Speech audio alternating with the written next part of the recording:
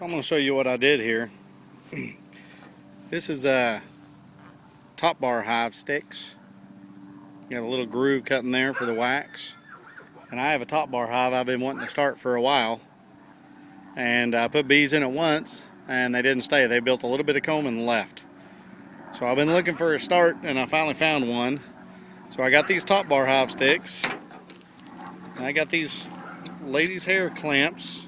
Make sure you get the ones with the holes in it right here where my finger's going through. There's 2 holes in it.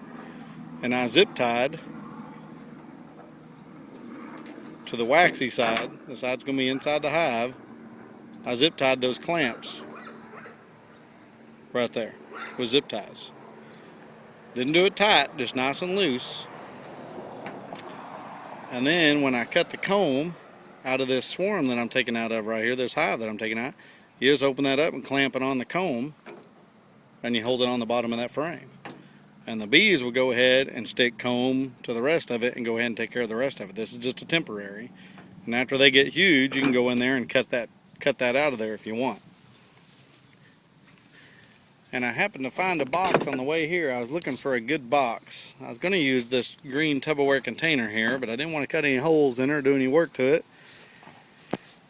And this cardboard box is a box for soda syrup. Has to be a Dr. Pepper, but they got a little opening right there that they rip open in a triangle, and there's a little finger hole right there for them, to get that tab open.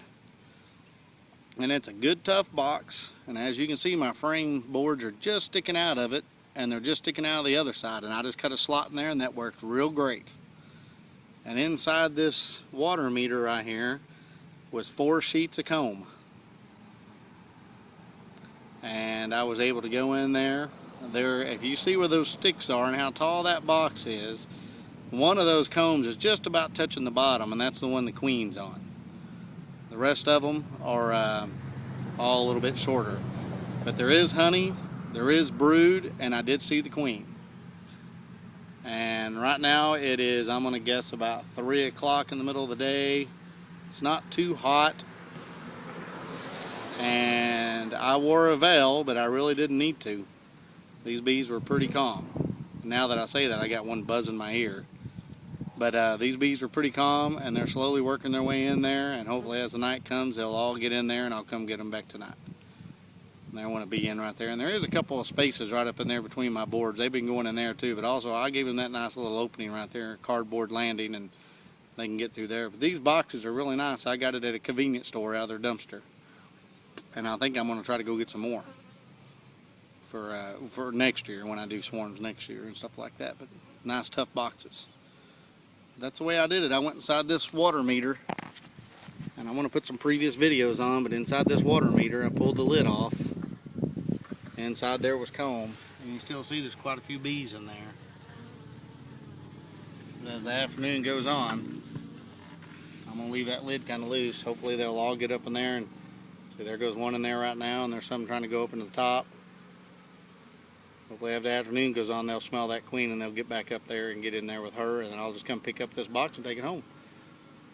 The asphalt on there is just to hold the box steady. I did put a rock in the bottom of the box too, so when I haul it home it won't tip over, because it might be a little top heavy, so that's a little trick there you need to learn too.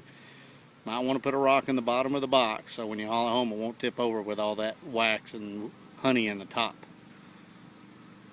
But and then I just got a piece of asphalt on there for the afternoon, so the wind won't blow it over or something.